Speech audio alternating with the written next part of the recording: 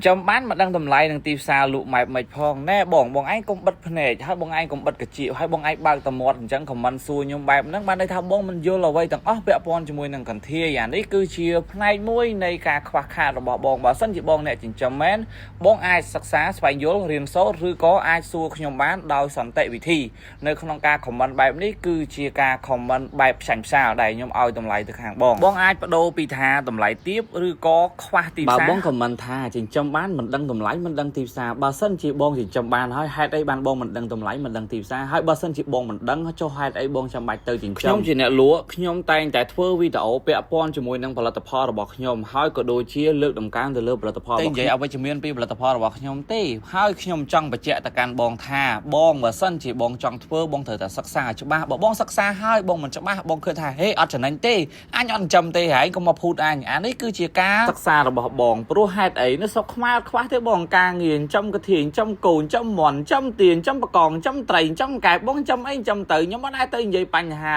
ពាក់ព័ន្ធជាមួយនឹងផលិតផលរបស់គេផ្សេងទេបាត់តែខ្ញុំអ្នកលក់កាធាយបងចុះមើលវីដេអូរបស់ខ្ញុំណាគ្រប់វីដេអូទាំងអស់គឺខ្ញុំអត់ដែលនិយាយប៉ះពាល់ទៅលើបងប្អូនណាក៏ដោយដែលគាត់ចិញ្ចឹមនៅលើផ្នែកផ្សេងព្រោះហេតុអីព្រោះខ្ញុំអត់មានមូលដ្ឋាននិងអត់មានចំណេះដឹងទៅលើផលិតផលរបស់គាត់ទេឬក៏ទៅលើផ្នែកនៃជំនាញរបស់គាត់ទេមិនថាតែការដាំដំណាំ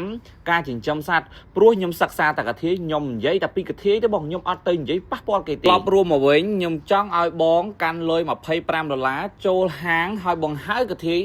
ឆាក្តៅមើលចង់ដឹងថាតើតម្លៃវាបែបមិនវិញព្រោះហេតុអីព្រោះបងអត់ដឹងតម្លៃនិងទីផ្សាររបស់វាទេអញ្ចឹងបងអាចសាកល្បងមើលតើវាមានតម្លៃនិងទីផ្សារបែបមិនដែរបងសួរគេផងថាកាធាយនឹង5ខាំ6ខាំ7ខាំ8ខាំហើយតម្លៃវាបែបមិនពេលនោះបងនឹងដឹងអំពីទីផ្សាររបស់វាហើយក៏បងអាចសួរគេថាតើបងឯងទិញចូល1គីឡូតម្លៃប្រហែលដែរគេអាចនឹងចិត្តល្អប្រាប់បងបន្ថែមទៀតណាព្រោះហេតុអីព្រោះខ្ញុំប្រាប់ទៅក៏បងអត់ជឿដែរ